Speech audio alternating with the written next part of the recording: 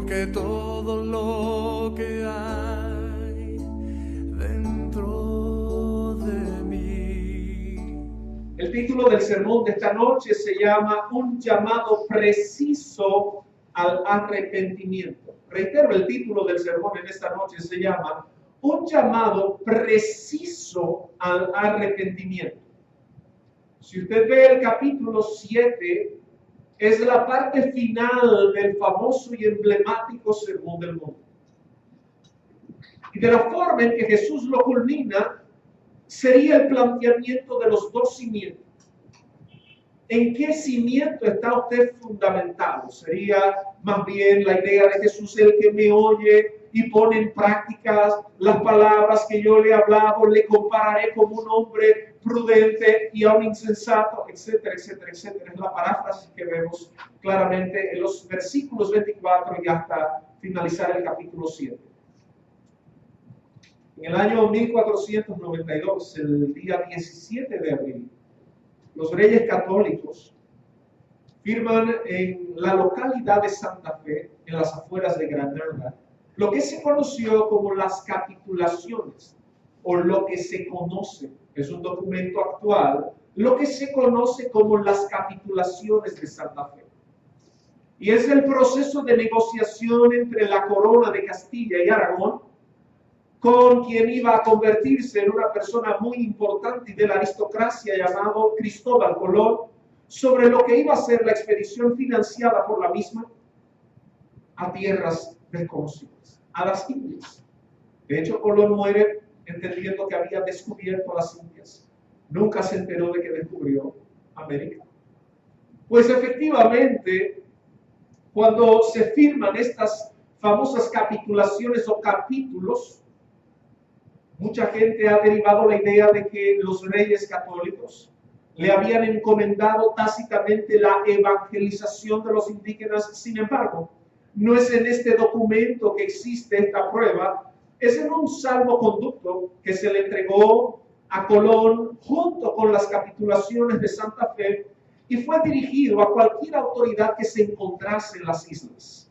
El documento está en latín y se lee de la siguiente manera: Per Maria Oceana ad partes Indiae, que traducido al español sería por las mareas océanas a las partes de la India, pero entre otros fines, dice Fidei Orthodoxe Aumentum, que significa el aumento de la fe ortodoxa.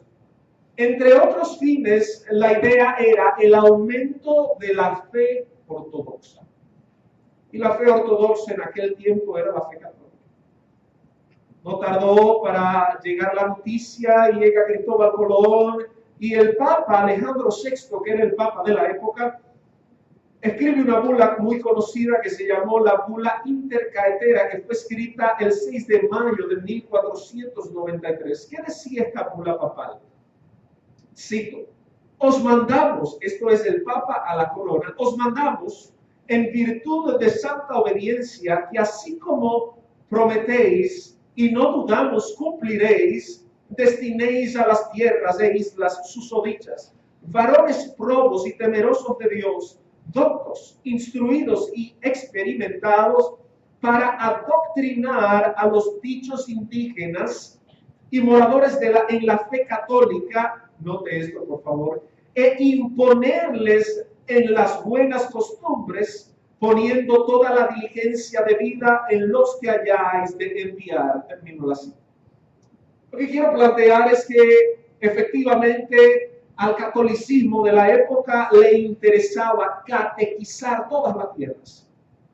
Y usted y yo podríamos decir, es una muy buena embestida, es una muy buena iniciativa, y yo no la cuestiono. Sin embargo, en los archivos de las Indias, un archivo que existe actualmente, está en España, encontramos un fragmento del sermón de Fray Antón de Montesinos. No sé si recuerdan aquel hombre que está allá en el malecón, ¿verdad? Pues ese señor, Fray Antón de Montesinos, un hombre que se convirtió en uno de los apologistas de los indígenas, el 21 de diciembre del año 1511, elaboró un sermón, y este sermón fue llamado el Sermón del Advenimiento. Hay algunos que le han puesto el título de La voz que clama en el desierto, porque fue el texto que usó Fray Antón de Montesinos. Y yo quisiera leer un fragmento. Note por favor esto. Las personas que los catequizaron fueron las mismas personas que los estaban maltratando. ¿No produce esto una distorsión de la evangelización y una distorsión de la imagen de Cristo para aquellos indígenas que no entendían exactamente lo que estaba pasando? Permítame citar. Para darlos a conocer, me he subido yo aquí. Yo soy la voz de Cristo en el desierto de esta isla. Y por tanto me conviene que con atención, no cualquiera, sino con todo vuestro corazón y con todos vuestros sentidos la oigáis. La cual voz será la más nueva que nunca oísteis, la más áspera y dura y más espantable y peligrosa que jamás pensasteis oír. Todos estáis en pecado mortal y en él vivís y morís por la crueldad y tiranía que usáis con estas inocentes gentes. Decid, ¿con qué derecho y con qué justicia tenéis en tan cruel y horrible servidumbre a estos indios?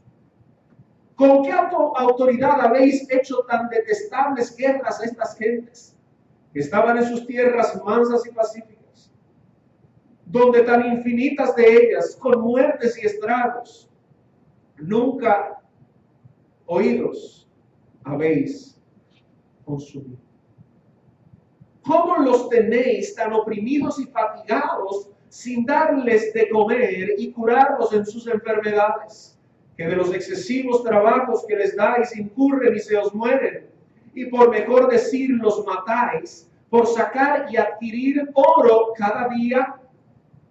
¿Y qué cuidado tenéis de quien los doctrine y conozcan a su Dios y Creador, y sean bautizados, oigan misa y guarden las fiestas y los domingos?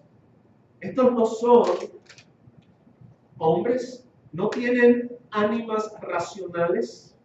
¿No sois obligados a amarlos como a vosotros mismos?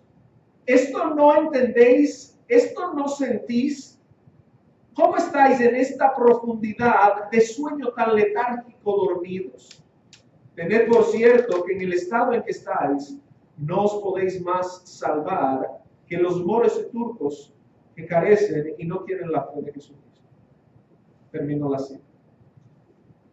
Básicamente la denuncia de Fray Antón de Montesinos era bien clara. Esta gente ustedes la han abolido, la han maltratado, la han masacrado. Y como si la Biblia dice debes amar a tu prójimo como a ti mismo, no lo has podido hacer. No son ellos personas dignas de esto.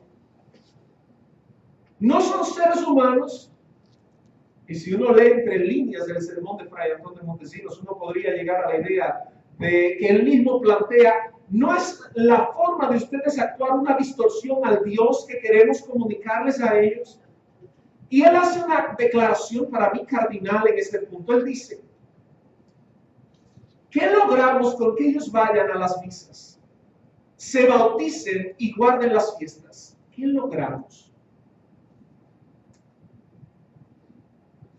Y esto le da espacio para lo que yo quiero elaborar frente a ustedes en esta noche. Algo bien sencillo, y es la pregunta, ¿ellos fueron catequizados o fueron cristianizados? ¿Ellos fueron catequizados o fueron cristianizados? Y la respuesta es que fueron prácticamente catequizados. Catequizados, fueron instruidos en la fe católica en aquel momento, la fe que preponderaba en la forma de gobierno y dominio. Catequizados en la idea de que Roma, a través de España, comenzó a expandir sus dominios a la manera de que toda Latinoamérica fue catequizada. Toda Latinoamérica fue catequizada. Y esto debe provocarnos a una profunda reflexión. ¿Cuál es la diferencia entre una persona catequizada y una persona cristianizada? Y de eso nosotros vamos a hablar en esta noche.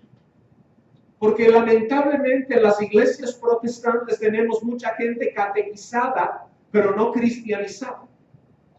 Fíjese que mucha gente llega aquí al altar para pena nuestra, mucha gente testifica, un día pasé al frente y ni sabía lo que estaba haciendo ahí adelante. ¿Cierto?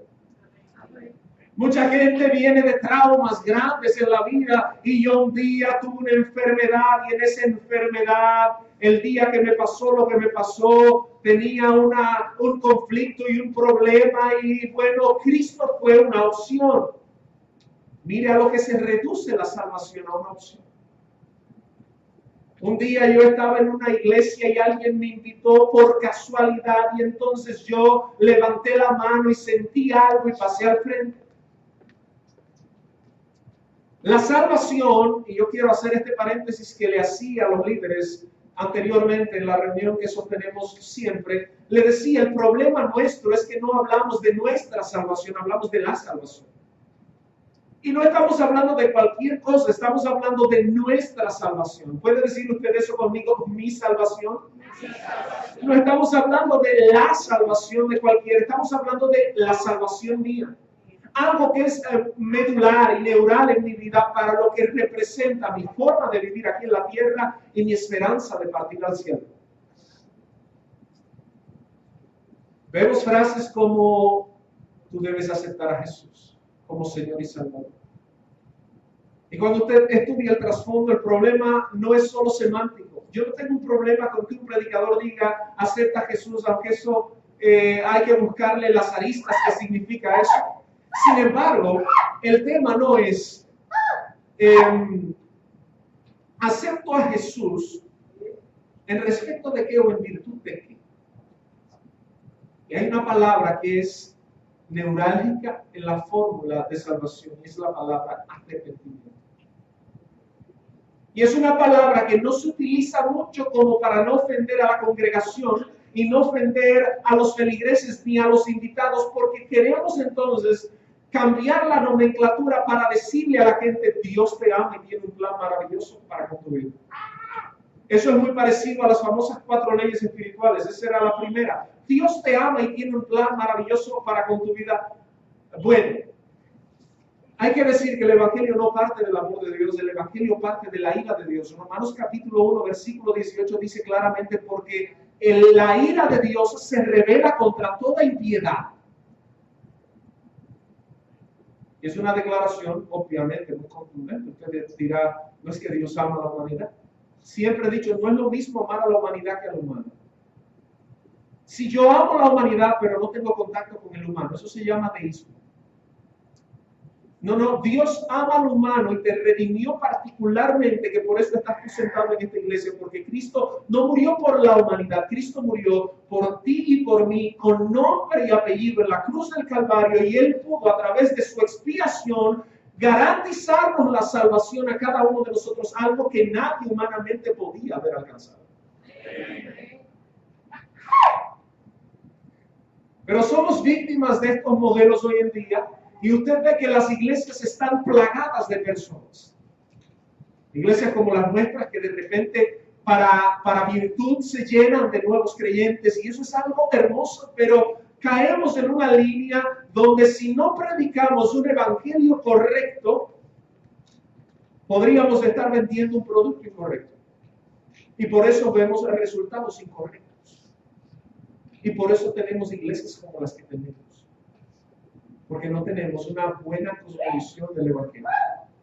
El primer punto que quisiera tocar en esta noche se llama el arrepentimiento y sus frutos. Estamos en Mateo capítulo 7, verso 15. Mateo capítulo 7, versículo 15. Y el texto es impresionantemente revelador. Dice, guardaos de los falsos profetas que vienen a vosotros con vestidos de ovejas, pero por dentro son lobos rapaces.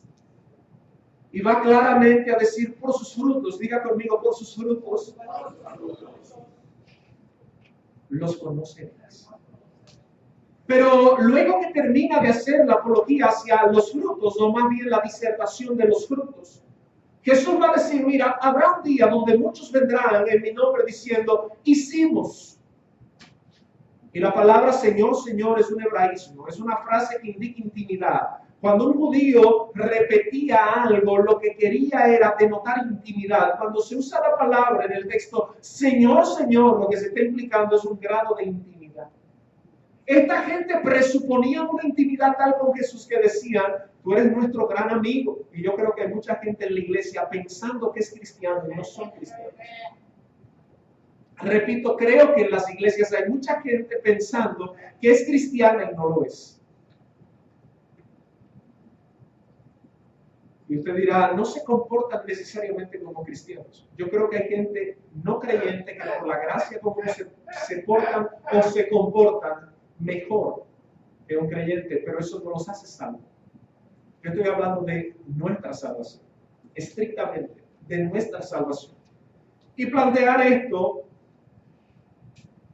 claramente Jesús contrasta la palabra fructificación con la palabra milagros y maravillas y prodigios. Y eso me parece tanto a los movimientos que hay hoy en día. Movimientos donde la idea es, ¿viste lo que pasó en el culto? ¿Tú sentiste lo que pasó en la iglesia? ¿Tú viste que el cielo se abrió, maravillas y prodigios? Y el texto claramente dice, mira, muchos me dirán en aquel día, participamos de cantidades de servicios de esos. De hecho, lo hicimos en tu nombre. Performamos milagros y maravillas. Y yo les declararé, apartaos de mí, hacedores de maldad. Nunca los conocí. Sin embargo, la contraposición es, por tus frutos te conoceréis. O te conocerán. Fíjese lo importante entre el ser y el hacer, o el actuar y el parecer algo. Pero eso no está solo ahí. Cuando usted define la palabra arrepentimiento, generalmente nos vamos siempre al griego. Y en el griego la palabra es metanoeo o metanoia, que es el acto de arrepentirse, que implicará un cambio de mente, pero a mí me gusta más la definición latina. La definición en latín implica lo siguiente. La definición en latín implica, que viene de la palabra penitencia, sería algo como repointiere, que significa hacer o sentir penitencia por tu dolor. Hermanos, y lo que yo les estoy predicando en esta noche es el evangelio medular, lo que la Biblia habla, lo que Jesús dijo acerca del evangelio. Es impresionante ver cómo el texto, cuando tú hablas de arrepentimiento, tú estás hablando de el dolor que te crea el pecado en tu vida y la ofensa que le has producido a Dios. No, ¿cómo te sientes si estás desesperado porque tu esposo o tu esposa te dejó? Y no quiero ser y sonar insensato ni inhumano con estas declaraciones. Estoy diciendo que el estado emocional tuyo no puede condicionar la decisión tuya. Pero que muchas veces, el estado emocional nuestro condiciona nuestras decisiones y nos envolvemos en algo que ni siquiera entendemos. No solo pasa con la fe. Cantidad de personas, usted la ve que la envuelven en negocios y de repente usted está en algo y dice, ¿cómo yo me metí en esto? Bueno, te metiste. Y así hay mucha gente que por defecto entra a la fe del Señor, pero no ha entendido exactamente qué significa ser cristiano. Y usted ve las iglesias de gente que por ende no tienen una correcta comprensión del evangelio porque no entienden el tema del arrepentimiento. Jesús se bautizó en el bautismo de Juan, que fue un bautismo de arrepentimiento. La predicación del bautista era arrepentidos y convertidos. Y le decía más bien a los fariseos, Juan, producid qué cosa, pues frutos, diga conmigo frutos, dignos de arrepentimiento. Y Jesús también le decía, arrepentidos,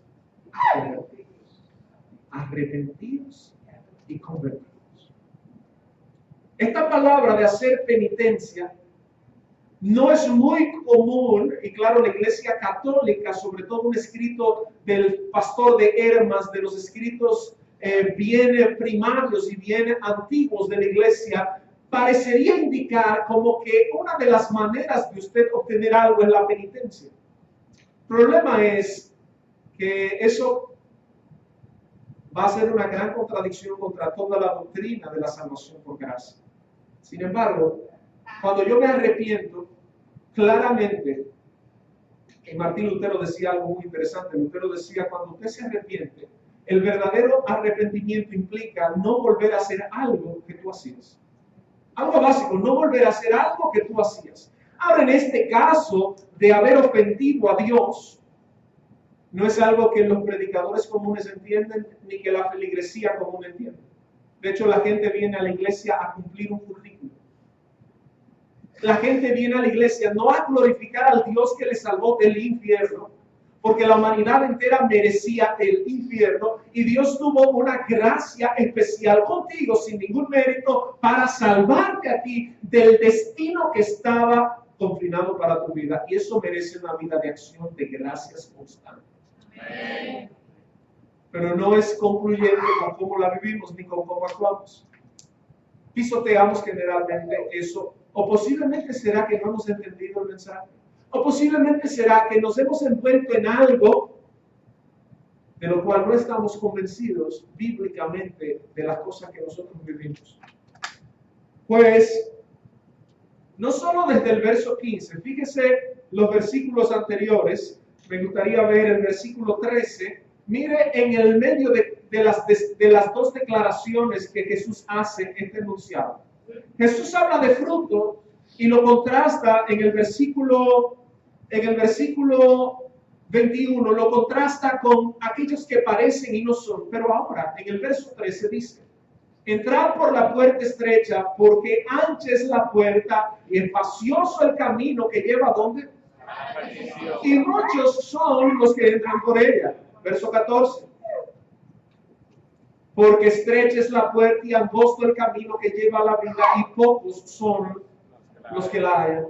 Cristo advierte de que el falso profeta, dice luego el verso 15, entonces guardaos de los falsos profetas. El falso profeta va a ser aquel que te va a proponer a ese Dios terapéutico que tú tanto necesitas para que te resuelva tus problemas ahora. Yo tengo problemas, yo necesito a Dios. Y los predicadores hoy en día operan en modo más imperativo que indicativo.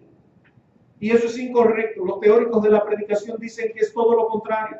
Usted debe operar desde el modo indicativo, entonces para llegar al modo, debes operar desde el modo indicativo para llegar al imperativo. ¿A qué me refiero? Tú vas a una iglesia hoy en día y lo que te dicen es lo siguiente: ¿cómo tú salir de la depresión? Y el pastor dio un tremendo sermón para salir de la depresión. Tanta gente deprimida que hay en las iglesias. Hermano, el evangelio es un poco más allá que salir de la depresión. Repito, el evangelio es un poco más allá que salir de la depresión. Repito, el evangelio es mucho más allá que salir de la depresión. 7 pasos de cómo yo voy a ser una mujer virtuosa. El evangelio es un poco más allá de tus pretensiones de virtud, de tu egoísmo. El evangelio trata fundamentalmente con la proclamación del único mensaje que te puede llevar a Dios, el único. El evangelio de Jesucristo. El único que hace que tú despiertes, dice Filipenses 2:1, de muerte a vida. Pero claro, mire, vuelvo y reitero el contraste, vendrán aquellos que le van a ofertar a usted un camino cómodo. Y está el otro contraste que le va a ofertar a usted un camino de muchas obras penitentes como para alcanzar. Y ninguno de los dos están correctos. Pero claro, es más atrayente y atractivo la idea de que alguien venga y le diga a usted cómo tú puedes mañana lunes iniciar tu día como sonriente, porque es como escuchaba yo a una persona hablando en radio y decía, la victoria no es un lugar, y yo le decía, segura que no es dominicana, la victoria no es un lugar. La victoria es un destino. Y todos estamos llamados a ser victoriosos. Pero eso suena interesante. Suena atrayente y suena cautivador y seductor para todo aquel que esté en un momento de derrota. Alguien en medio de una necesidad, entonces escucha este mensaje y dice, yo necesito lo que ellos tienen. No, tú necesitas el arrepentimiento que es el producto del evangelio. Es lo único que necesitas. Ahora el evangelio produce frutos. Y si Dios puede sacarte de la depresión, claro que sí. Dios puede levantarte, Dios puede hacer milagros y maravillas, pero el mayor milagro fue que te hizo nacer de muerte a vida. Amén. ¿Usted está entendiendo eso? Te hizo nacer de muerte a vida. Y cuando naciste de muerte a vida, entonces pudiste responder al llamado de salvación. Es decir, que la obra es completa de Dios. Porque la pregunta que nos debe continuar o alcanzar es la siguiente: ¿cómo un muerto le responde al llamado a Dios? ¿Cómo un muerto responde a algo? Un muerto está muerto, no puede responder. Entonces, para usted haber pasado eficazmente al frente y haber sido llamado eficazmente, primero Dios tuvo que haberlo hecho nacer de muerte.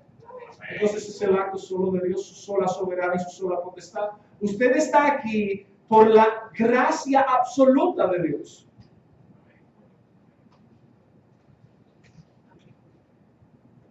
Martín Lutero dijo lo siguiente: Dios no necesita sus buenas obras, pero su vecino sí. Reitero, Dios no necesita sus buenas obras, pero su vecino sí. Amén. Amén. Y yo diría, Dios no necesita tus buenas obras, pero tu hermano sí de la iglesia la necesita. El que está observando te necesita que tú hables como los cristianos hablan. A mí me impresiona el énfasis que la Biblia le asigna a la fructificación más que a la experiencia. Yo sentí lágrimas. Fíjese que la salvación se ha reducido a que un día un grupo de gente pasó al frente y estaban llorando. Oye, y ahí hubo un proceso de salvación. Esa iglesia se salvaron 10. ¿Quién te dijo? Porque pasaron al frente y pasaron llorando. Tú no sabes si están llorando por la depresión que tienen. Y por el éxtasis más o menos que produce: ven a Cristo. Y el pecador viene a Cristo. Y salimos a decir, y ese día en la iglesia, comunidad bíblica, se convirtieron 15 hoy. Y parece como que ha pasado algo, y eso no es cierto. Se convierte el que Dios quiera que se convierte, no el que pasa adelante necesariamente. ¿Cuánta gente no ha pasado adelante este altar y no persevera? Entonces partimos de la verdad bíblica de que se fueron porque no eran de nosotros, de que nunca entendieron el mensaje. ¿Cuánta gente no ha pasado no comprendiendo lo que está haciendo y persevera hoy en día testificando del arrepentimiento? Dios los hizo nacer para vida eterna. Y fue lo que le dijo Jesús a Nicodemo: mira, el que no nace de nuevo. En el verso 10, si mal no recuerdo, le dice: ven acá, pero siendo tu maestro de Israel, ¿me entiendes estas cosas? Hechos capítulo 2, versículos 37 al 40. Hechos 2, 37 al 40. Vamos a verlo rápidamente. Hechos 2, 37 al 40. El apóstol Pedro está predicando su primer sermón y le dice: ustedes básicamente mataron al Mesías ustedes. Y mira lo que dice el texto. Al oír esto, los hermanos se compungieron de cómo. ¿De cómo? Y dijeron a Pedro y a los otros apóstoles: varones hermanos, ¿qué haremos? Mira la respuesta. Pedro les dijo, ¿cómo les dijo? Arrepentíos y bautícese cada uno de vosotros en el nombre de Jesucristo para perdón de los pecados y recibiréis el don. Qué curioso, qué impresionante. Que la respuesta de Pedro en su primer sermón evangelístico y más bien apologético, porque Pedro salió a defender lo que había pasado en el Pentecostés. Y Pedro responde enfáticamente diciendo: mira, lo que tienes que hacer es arrepentirte. Y ya le había expuesto un evangelio claro y preciso. No le prometió vida eterna, no le prometió buenas cosas, no le prometió, claro, eso es parte del llamado del evangelio, la promesa que implica el evangelio. Sin embargo, fue al punto medular. Segunda Timoteo 2:26 dice: para que si quizás Dios les conceda que se arrepientan. Primera Tesalonicenses, capítulo 1, versos 9 y 10. Primera Tesalonicenses, capítulo 1, versos 9 y 10 dice: porque ellos mismos cuentan de nosotros la manera en que nos recibisteis. Ojo, ¿y cómo os convertisteis? ¿De qué cosa? De los ídolos a Dios para servir al Dios vivo y verdadero. Es decir, que estas conversiones tenían un fruto, no solo una apariencia. Dígale al que está a su lado, no se trata de apariencias. Usted ve que hay mucha gente que cambia sus ajuares. Y la gente le decía, y en nuestro país se volvió muy cultural eso, tú eres de los convertidos. Hermano, no se trata de usted convertir la falda, se trata de convertir el corazón. Y eso es un acto de Dios. Ahora, ese acto debe producir en usted un arrepentimiento genuino que se va a mostrar en la conversión de su lengua, amén, en la conversión de sus oídos, en la conversión de su boca, en la conversión de sus acciones. Pocos amén, ¿verdad? Amén.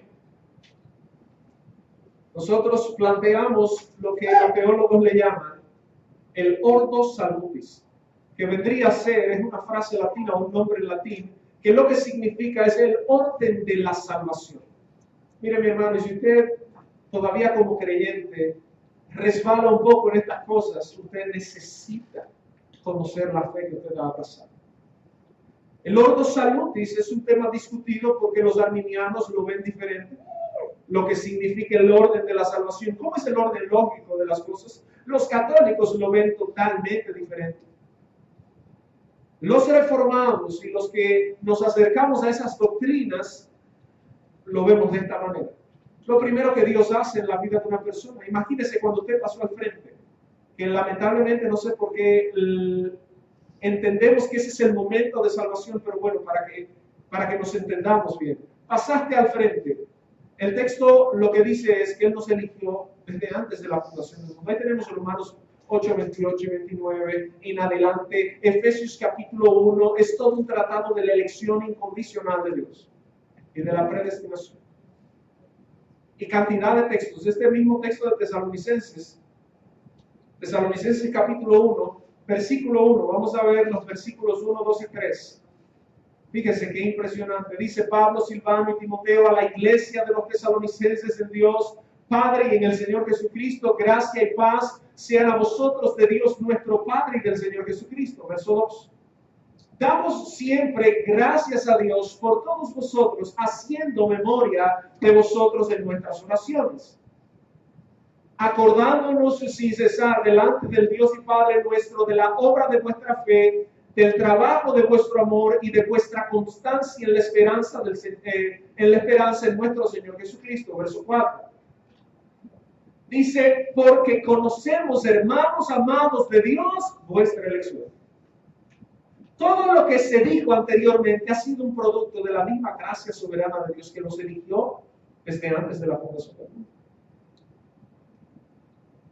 Lo que quiero certificar es que el orden en el cual podría venir el arrepentimiento es, primero viene la elección, luego viene lo que sería el llamamiento eficaz, luego viene la regeneración, aunque algunos colocan la regeneración antes, y yo también me permito decir, por ejemplo, que la regeneración vendría antes. Yo soy más consistente con ese pensamiento porque, vuelvo y reitero, no puede nadie responder al llamado si primero no está vivo. ¿Amén? Amén. Entonces, vemos después de ese nuevo nacimiento lo que es la conversión. Y aquí es que estamos en esta noche. La conversión es arrepentimiento y fe. Las dos cosas vienen juntas. Cuando usted se convierte, usted se arrepiente y tiene fe. Preguntamos lo siguiente: cuando el ciego fue sano por Jesucristo, cuando el ciego fue sano por Jesucristo, ¿qué vino primero, la visión o la sanidad?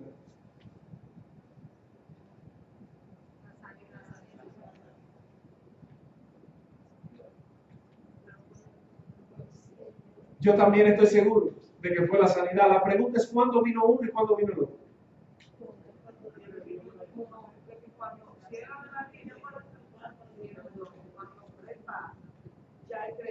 No, pero un ciego, no, estamos hablando fisiológicamente. ¿Qué vino primero, la sanidad o la visión? La sanidad. ¿Cuándo vino y dónde vino y en qué momento específico vino? Es un momento atómico, ¿cierto?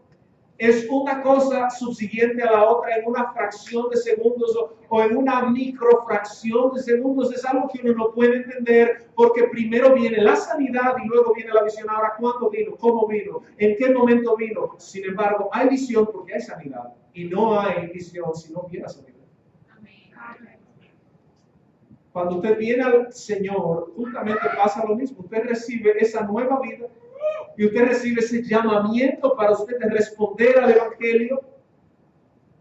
Y eso es un acto de la soberanía de Dios. Ahora, ¿qué implica ese acto? Estamos hablando de arrepentimiento y justamente cuando usted hace lo siguiente, se supone que la conversión tiene dos cosas. Una se llama arrepentimiento.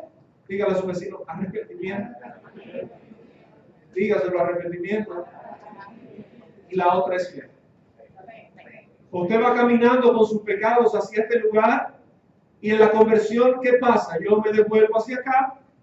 Entonces me arrepiento de mis pecados, como ya describimos el término, como un dolor penitente por mi pecado. Y mi gran pecado fue ofender la deidad de Dios y la soberanía de Dios, o más bien la esencia de Dios mismo. Lo que el pecado.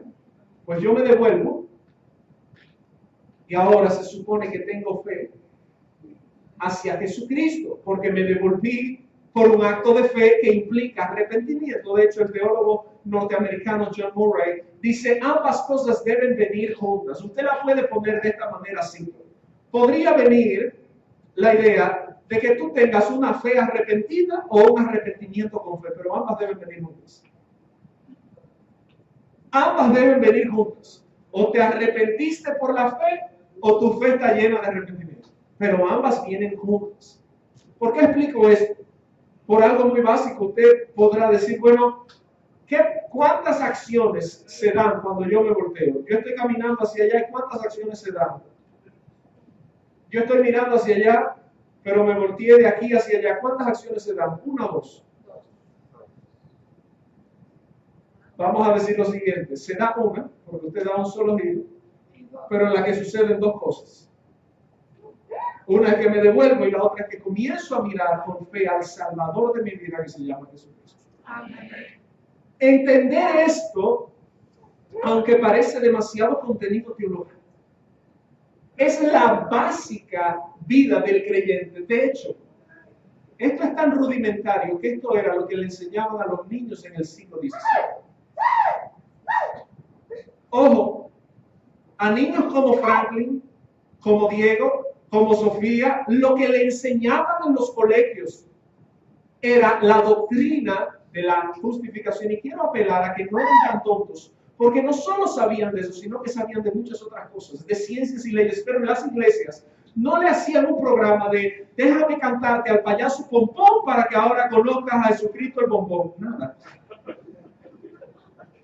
Y hay que hacer un programa divertido porque aquí llegó la tía y llegó el tío. No, en la iglesia de antes se fundamentaba a las personas con una doctrina sana desde niños. Y cuando eran adultos se amplificaba un poco más el contenido. Hoy en día estamos explicando los rudimentos y mucha gente se queda, yo necesito una palabra de fe. No, tú necesitas entender lo que ha pasado en tu vida para que disectes bien si eres cristiano o no, porque puedes estar perdiendo el tiempo en esta iglesia. La gente espera mucho y cambió de la noche a la mañana. Sí cambia tu estado de la noche a la mañana. Sin embargo, la santificación es otro paso en el eslabón del ordo salutis. Y eso es un proceso en el cual tú tienes responsabilidad. Claro, no vamos a tratar todo el ordo salutis hoy, porque no es parte, es solo una información que tenemos para complementar el mensaje. A mí me preocupa la forma de la experiencia, que hoy en día la gente se basa en experiencia y cada día más la gente busca experiencia y cada día más estos predicadores toman un texto bíblico y lo vuelven como si fuera una necesidad. Mire, hermano, si usted no ha entendido que ser creyente implica arrepentirse y tener fe, usted no ha entendido el mensaje cristiano. De hecho, voy a ser más categórico, bíblicamente usted no es cristiano. Usted puede visitar la iglesia. Esta frase que se da mucho en nuestro país, yo soy católico, yo soy apostólico, yo soy romano y dominicano. Nosotros los creyentes la usamos con mucha frecuencia. No, yo soy de la iglesia y parece que ciertas iglesias tienen cierto estatus. Yo soy de la iglesia del pastor fulano de tal. Y gran cosa. Entonces, estamos en el mundo de la catequización Pero no estamos en el mundo de la cristianización de las iglesias. Somos tan sectarios como los católicos y tanto los criticamos por eso. Pero justamente pasa lo mismo de un lado y de otro. No hemos entendido el mensaje cardinal del Evangelio. Vivimos una fórmula, vivimos una idea, pero no hemos entendido el mensaje cardinal del Evangelio, culpa de los predicadores y de los que reciben el mensaje, que no van a cuestionar, sino que le dice el predicador espiritual. Y tenemos una serie de problemas hoy en día de que, vuelvo y reitero, cuánta gente viene a nuestras iglesias. A esta iglesia viene muchísima gente y damos gracias a Dios por eso. Sin embargo, ¿cuánta gente de nuestra iglesia es genuinamente cristiana? Si fueras cristiano y no catequizado, tu compromiso con la iglesia fuera diferente. Tu compromiso con la iglesia fuera diferente. ¿Por qué? Porque la iglesia fue una fundamentación, una instrumentación, una institución que dejó Cristo mismo en la tierra. Pero como no entendemos eso, no entendemos muchas otras cosas. Segundo y último punto que trato en esta noche se llama ¿arrepentidos de qué? Porque hablamos mucho de arrepentimiento, pero ¿de qué? Hay gente que le asigna una gravedad a ciertos pecados. La misma iglesia tradicional enseña que hay pecados capitales. La Biblia también enseña que hay pecados de muerte, los cuales no sabemos exactamente a los que se refiere. Pero en efecto, los pecados no son todos iguales. Siempre decimos, para Dios, pecado es pecado, y es cierto. Pero hay pecados en la Biblia que parecen ofender a Dios un poco más que otros. Haciendo esta diferenciación, no estoy diciendo que usted tiene licencia para pecar minúsculamente. Estoy diciendo de que la misma Biblia parece plantear una diferenciación. Por ejemplo, la idolatría es un pecado que usted ve que el Señor lo recuerda en todo el Antiguo Testamento, por ejemplo, con Jeroboam, que llevó al pueblo a la idolatría. Y usted ve esa constancia reiterativa de que llevó al pueblo a la idolatría. Y el tema de la idolatría es tan profundo porque afecta antropológicamente al hombre. Fíjese que las naciones que tienen ídolos terminan convirtiéndose en lo que adoran o cómo lo adoran. Me explico, si esta nación que es eminentemente católica, eso no significa que sea eminentemente cristiana. Pudiera aún ser eminentemente protestante y no significa que fuera eminentemente cristiano. Tenemos el caso de la teocracia en Ginebra, cuando estaba Juan Calvino. Eso no significa que necesariamente fuera eminentemente cristiano, ¿no? Una cosa es usted tener un sistema de leyes cristiano y otra cosa es usted tener una población que crea en eso. Pero pues lo que quiero significar es bien simple. Nosotros tenemos una responsabilidad, para resumir, de salirnos de la idea de la catequización y comenzar a vivir una vida verdaderamente cristiana, una vida verdaderamente convertida y arrepentida que muestre frutos en nuestra cotidianidad. De hecho, Martín Lutero dijo lo siguiente: no estamos llamados a imitar los milagros de Cristo. Ese no fue el llamado a imitarlo a Él. Estamos llamados a imitarlo cotidianamente. Ahí es más difícil.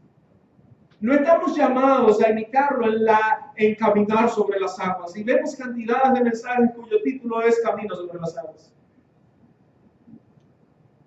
No, el llamado nuestro es a imitar a Cristo cotidianamente, todos los días. Todos los días. Si nosotros entendiéramos el llamado de Cristo y el tema de lo que es la iglesia, muchas prácticas que se dan en medio nuestro no se viven. Muchas prácticas que se dan en medio nuestro no se viven. Yo, con todo el respeto, voy a plantear esto. No porque sonara un celular ahora, sino que justamente lo tenía aquí. Honestamente, no porque sonara un celular ahora. Pero si nosotros entendiéramos lo que es el templo de Dios, no perdiéramos el tiempo distrayéndonos con celulares inteligentes en medio de la exposición de la palabra de Dios. Pero siempre apelamos a que tengo cosas que resolver. O apelamos a que tengo algo que revisar como algo tan importante, más importante que la palabra de Dios. Vuelvo y reitero con mucho respeto y sin nada de sarcasmo, Dios lo sabe. Si entendiésemos con claridad a lo que nos estamos refiriendo con nuestra salvación, nuestras actitudes frente al dador de esa salvación fueran diferentes. Nuestra vida, tuviese un giro muy diferente al giro que se practica en la comunión hoy en día. Arrepentirnos de qué. Cuando usted le dice a una gente, tienes que arrepentirte, generalmente nos atacan y nos dicen, ahí vienen ustedes, porque ustedes son los más santos, porque ustedes son esto. Arrepentirse, no, mi hermano, todos estamos en pecado. La Biblia lo dice en Romanos 3:10, no hay justo ni aún uno. Por favor, vaya conmigo a Romanos 1:15. Romanos capítulo 1, versículo 15. Así que en cuanto a mí, pronto estoy a qué cosa? El evangelio también a vosotros que estáis en Roma.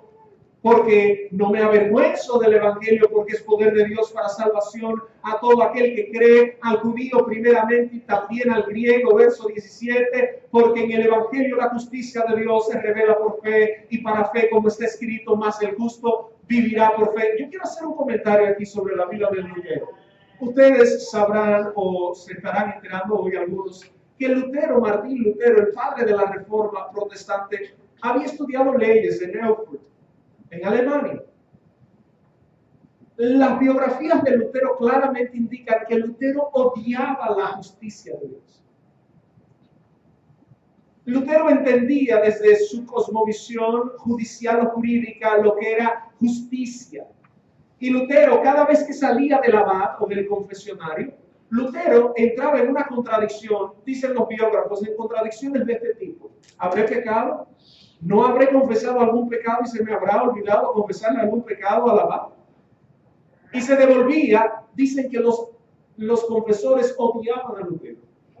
Porque Lutero duraba 3 y 4 horas confesando esos pecados y cuando salía decía, pero no entiendo porque quizás me falta algo, hasta que finalmente en sus confesiones dice, mi gran pecado era que yo odiaba a Dios. Porque no entendía la justicia de Dios. Hasta que un día se topa con este texto, que no está hablando del juicio ni de la justicia de Dios, está hablando de la imputación de esa justicia a favor de la humanidad sin mérito alguno. Y Lutero entonces despierta esa realidad cuando lee Romanos 1:17, más el justo por la fe vivirá y su alma descansa. Y dice, entonces la justificación es un acto de la fe sola. Y quiero anticiparles, hermanos, que ustedes nos han oído hablar mucho de justificación y de doctrinas de justificación y de justificación. Alguien dijo en estos días en una clase que estamos tomando, decía, el que no entiende, un creyente que no entiende los rudimentos básicos de la doctrina de la justificación, posiblemente no es cristiano, muy seguramente no es cristiano. Porque usted es cristiano, porque Cristo nos imputó su justicia, o Dios imputó la justicia de Cristo en nosotros. ¿Cómo tú y yo vamos a satisfacer la demanda de justicia de Dios? ¿Cómo? ¿Alguien peca en este lugar? ¿Cómo podemos nosotros satisfacer la demanda de justicia de Dios? ¿Cómo? Si no hubiese sido por Cristo, no hubiésemos podido gozar y disfrutar del mensaje del Evangelio y de sus beneficios hoy en día, que es una de las partes del eslabón del horno, o uno de los eslabones del horno salvo.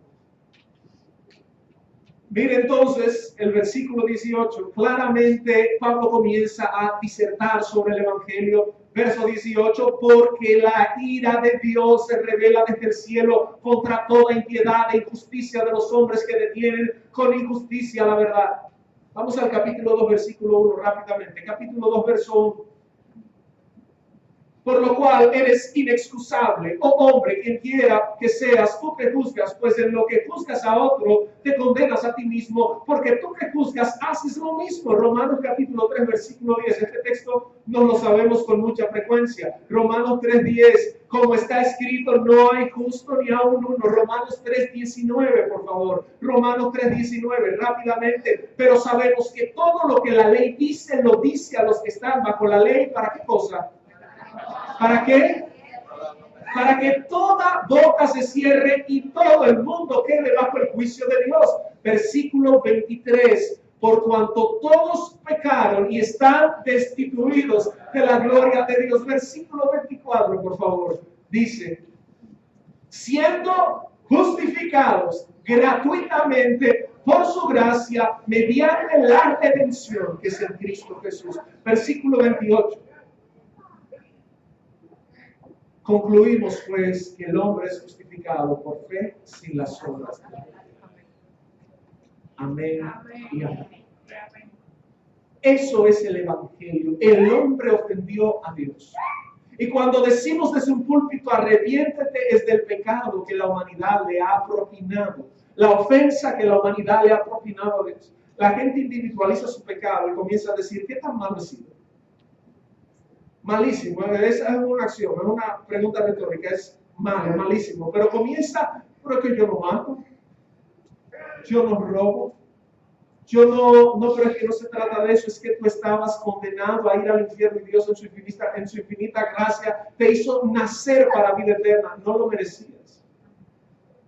Esto no es retórica, esto es el Evangelio bíblico.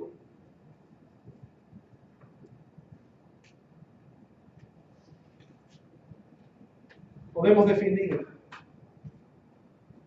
como dice Wayne Grudem, que el arrepentimiento es una tristeza de corazón por el pecado, una renuncia al pecado y un propósito sincero de olvidar y de comenzar a andar en obediencia a Dios.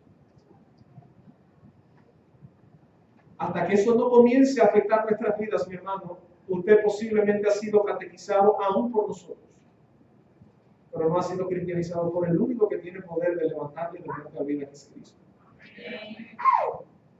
La gente espera un cambio ipsofáctico en la vida del otro. Se convirtió y usted ve que la sociedad misma lo espera, tú eres convertido. No, pero es que no se trata de eso. El acto del arrepentimiento y de la fe, aunque en el arrepentimiento casualmente o causalmente, más bien, el hombre tiene una participación, es un regalo de Dios. Me refiero a que tiene una participación porque el llamamiento eficaz va a ser como Dios seduce al hombre o en su soberanía organiza los deseos del hombre para que el hombre decida aceptar a Jesús. Ahora, quien lo organizó todo fue Dios. Y tú estás aquí porque Dios quiere que estés aquí. Y tú pasaste al frente o como quieras llamarle, te arrepentiste y te convertiste porque Dios así lo quiso, porque es un acto de su soberanía. Sin embargo, no fue una decisión estúpida que tomaste. Fue tu decisión, ¿sí o no? Y si es tu decisión, antropológicamente debe afectar tu vida, tu familia, tus negocios, todo. Ahora, si no ha hecho eso, entonces no es una decisión genuina, fue una decisión manipulada. ¿Me está entendiendo? Dos cosas y termino con esto. ¿Qué implica el arrepentimiento y la fe verdadera? Hechos 26, 27 y 28 nos regala una historia impresionante, que mucha gente la pasa por alto, pero es la historia del rey Agripa, que es la historia de muchos cristianos que están sentados en la iglesia que no son cristianos. ¿Crees, le dice el apóstol Pablo, oh rey Agripa, a los profetas? Y la respuesta Pablo mismo la da, yo sé que crees. Versículo 28. Entonces Agripa dijo a Pablo, por poco me persuades a ser cristiano. En ese poco es que está la diferencia del acto regenerador de Dios y de la testarudez del hombre. En ese lato, en ese espacio. El que tú estés sentado en ese asiento, hermano, no es que vale oro, es que no hay precio que exista, que pueda pagar el que usted esté sentado ahí. No importa del abolengo que usted sea, no importa de dónde usted venga, no importa de la casta o de la clase social ni del apellido que usted tenga. Eso no fue lo que le garantizó estar sentado aquí. Fue una redención particular ganada por Jesucristo en la cruz del Calvario para ti, para mí. Amén. Eso debería llevarnos a vivir una vida diferente. Entonces, ese arrepentimiento consta de tres cosas. Consta de que usted conozca lo que estamos haciendo. Conozca. Usted sepa de lo que usted está hablando. Usted no solo parezca o no pertenezca a un grupo social. Hermano, usted puede pasarse la vida entera perteneciendo en esta iglesia y contaremos con usted la vida entera como una persona que pertenece a nuestro cuerpo, pero tú deberías estar preocupado por responderte bíblicamente si perteneces al cuerpo de Cristo, no solo a una comunidad de creyentes. ¿Cuánta gente no ha cambiado de lugar? Antes se congregaban en el colmado, ahora se congregan en la iglesia. No, porque la verdad es que en el colmado dejaba pérdida, aunque no sé, porque la iglesia siempre pide mucho, siempre hay que dar para algo, siempre pide mucho. Hay gente que ha cambiado de congregación, se congregaban en la discoteca y ahora se congregan. Ay, porque a mí me gustan tanto las alabanzas. Sí, pero no es para que te gusten, las alabanzas son para el Creador, es a Él que le cantamos, es a Él que adoramos, es a Él que bendecimos. Por eso mucha gente no entiende a qué viene. De hecho, hay gente que dice, a mí no me gusta la alabanza y la adoración. Es que no se trata de que te gusta. ¿Quién te dijo que se te está cantando a ti? ¿Qué me importa que no te guste? Él mismo exige que su pueblo le alabe. Él mismo exige que su pueblo le adore. De hecho, en Efesios claramente dice, para alabanza de la gloria de su gracia fuimos nosotros. ¿Y qué me hace a mí alabar a Dios? Que la canción sea bonita. No, hombre, no hay. No. A mí me hace y me provoca alabar a Dios saber que yo estaba destinado a ir al infierno y Él me salvó por su pura gracia. Me amó con amor incondicional, no como un hombre ama a la humanidad, sino que Él me amó a mí particularmente con todos mis defectos y me dijo, yo tengo un plan contigo. No se trata de ti, se trata de mí. Eso es algo que me provoca ahí, estar en mi asiento y levantar la mano y alabar a Dios. Pero si yo vengo a aprenderme las canciones, de hecho, hay cantidades de canciones que cantamos que ni siquiera cristocéntricas son. Llueve. ¿Qué es lo que tú quieres que llueva? Nunca me olvido un día en un culto cantamos eso y cayó una cosa cero. Que yo, ¡guau! Que honestamente, estábamos en un lugar abierto y cayó una cosa cero.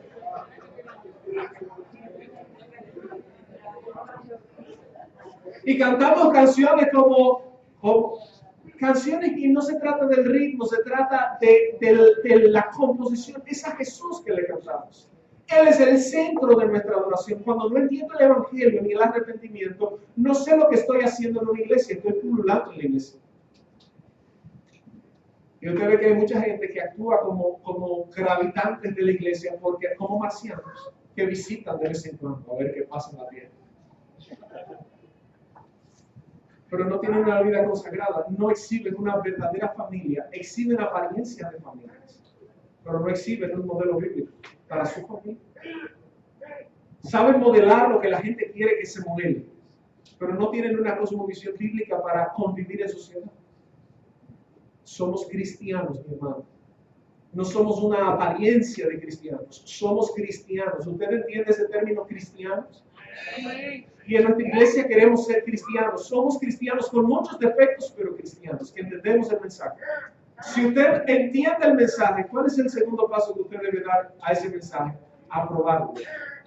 Yo entiendo el mensaje y estoy de acuerdo. Si usted no está de acuerdo con la doctrina de la justificación, mi hermano, no venga más a la iglesia. No le estoy diciendo que se vaya, le estoy diciendo que no vuelva. Hay una diferencia muy grande entre lo uno y lo otro porque está perdiendo su tiempo. Es que la justificación es neurálgica para la fe. Sin justificación no hay salvación. Sin justificación no hay vida eterna.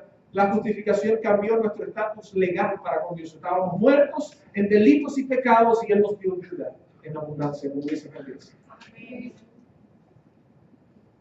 Y lo último que lleva a eso, si ya lo conozco, lo apruebo, lo último debe ser practicarlo. Amén. Ponerlo en práctica. Cuesta, pero hay que ponerlo en práctica. Dígale a su vecino, tienen que ponerlo en práctica.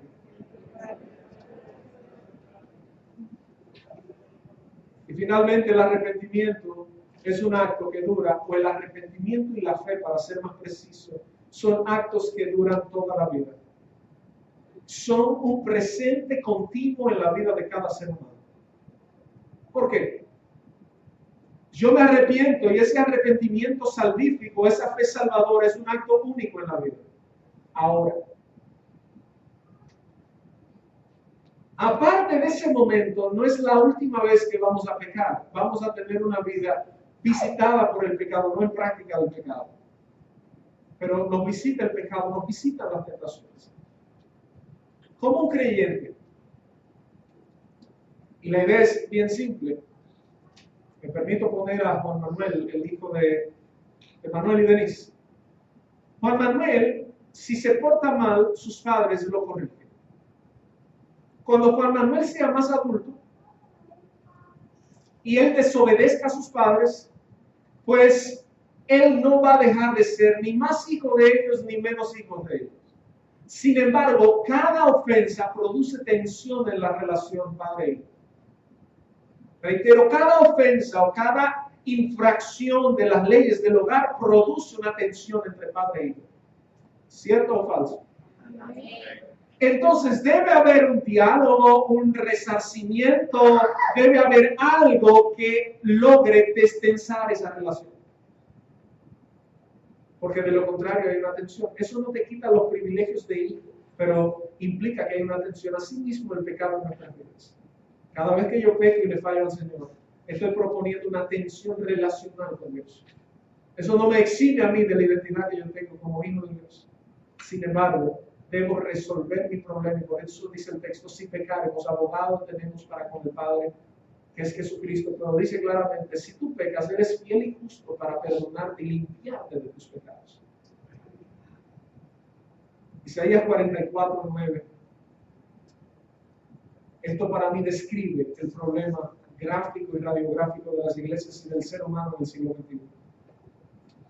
Isaías 44:9 al 17. Y anticipo esta frase de Martín Lutero, donde Lutero dijo, el dueño de un prostíbulo, cito, no peca menos que un predicador que no entregue el verdadero evangelio. El prostíbulo es tan ruin como la iglesia del falso predicador. Ojo con eso. Por eso yo me detengo a dar sermones como estos. Porque es necesario que usted conozca la fe que usted ha abrazado. Si no la conoce, hemos errado nosotros. Porque nuestro papel y nuestra misión es predicar el Evangelio de Cristo, ante el cual el pecador responde para salvación, los cuales Él ha llamado de salvación. Isaías 44, desde el versículo 9, verso 9, 2 versos atrás. Isaías 44, no cantares, Isaías 44, 9, dice, los formadores, préstele atención, este es el último versículo, pero préstele atención a esto, por favor. Los formadores de imágenes de talla, todos ellos son vanidad. Y lo más precioso de ellos para nada es útil. Y ellos mismos son testigos para su confusión, de que en los ídolos no ven ni entienden. ¿Quién formó un Dios o quién fundió una imagen que para nada es de provecho? He aquí que todos los suyos serán avergonzados, porque los artífices mismos son hombres. Todos ellos se juntarán, se presentarán, se asombrarán y serán avergonzados aún. El herrero toma la tenaza, trabaja en las ascuas, le da forma con los martillos y trabaja en ello con la fuerza de su brazo. Luego tiene hambre y le faltan las fuerzas, no bebe agua y se desmaya. El carpintero tiende la regla, lo señala con almagre, lo labra con los cepillos, le da figura con el compás, lo hace en forma de varón, a semejanza de hombre hermoso para tenerlo en casa. Corta cedros y toma ciprés y encina. que crecen, entre los árboles del bosque. Planta pino que se críe con la lluvia. Verso 15. De él se sirve luego el hombre para quemar y toma de ellos para calentarse. Enciende también el horno y cuece panes. Hace además un dios y lo adora. Fabrica un ídolo y se arrodilla delante de él. Parte del leño quema en el fuego. Con parte de él come carne. Prepara un asado y se sacia. Después se calienta y dice: oh, me he calentado, he visto el fuego. Y hace del sobrante un dios, un ídolo suyo. Se postra delante de él, lo adora y le ruega diciendo: líbrame, porque mi Dios eres tú. Hoy en día, esa es la radiografía de la sociedad o del evangelicalismo del siglo XX. Usted puede estar sentado en esta iglesia y usted puede haberse labrado su propio Dios y haberse tallado su propio Dios, y va a terminar como el texto bien describe, para confusión tuya lo estás creando. Porque la Biblia habla de un solo Dios, único y verdadero, que se describe en las Escrituras y se revela para que lo que, como dice el texto, lo que se conoce de Dios es revelado. Pero lo que no se conoce de Él se hace claramente visible a través de las cosas que hace. Lo que quiero apuntar es lo siguiente: toda teología que no es bíblica es idolátrica o idolátrica. Toda teología o formulación que usted se hace, yo oigo mucho esta expresión: porque mi Dios no es así. Ok. Pero el de la Biblia actúa de una manera consona desde el principio. Entonces, hermanos, la responsabilidad que tenemos es de abrazar el Evangelio y de entenderlo, y de usted cuidarse de no estar tallando su propio Dios, de usted haber creado su propio Dios, porque vas a terminar a donde ese Dios te va a llevar. Como dice satíricamente el profeta Isaías: el herrero, luego que se cansa, le da sueño, no bebe agua y se desmaya. Y en lo que él creó pone su confianza. David Ramos dice: muchos cristianos han creado de Jesucristo un Dios totalmente diferente al Jesucristo de las Escrituras. Confiemos más en las Escrituras. Volvamos a las Escrituras a entender lo que la palabra de Dios dice acerca del arrepentimiento y la fe.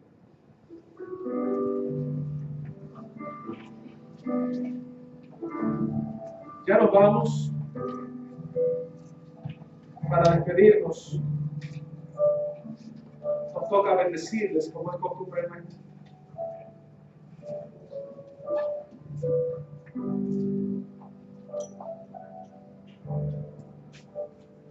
Yo quiero que usted levante sus manos. Ya nos vamos, pero antes de orar, yo quisiera pedirle a usted que usted 1 o 2 minutos, 1 minuto posiblemente, o medio, 30 segundos, lo que sea, pero que tú hables con el Señor y le digas: si así gustas, ayúdame a tener una fe bíblica, un arrepentimiento bíblico, un arrepentimiento que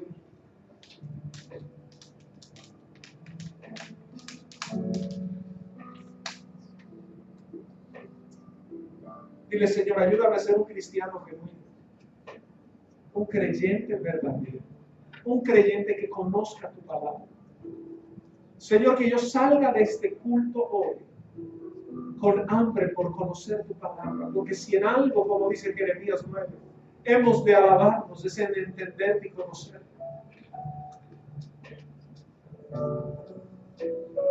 Padre, bendice nuestra iglesia. Haznos una iglesia que predique un mensaje bíblico y que tenga miembros bíblicos, que abracen la fe genuina del Hijo de Dios. Así bendecirás a los hijos de Israel, diciéndoles: Jehová te bendiga y te guarde. Jehová haga resplandecer su rostro sobre ti, tenga de ti misericordia. Jehová alce sobre ti su rostro. Padre, necesita más de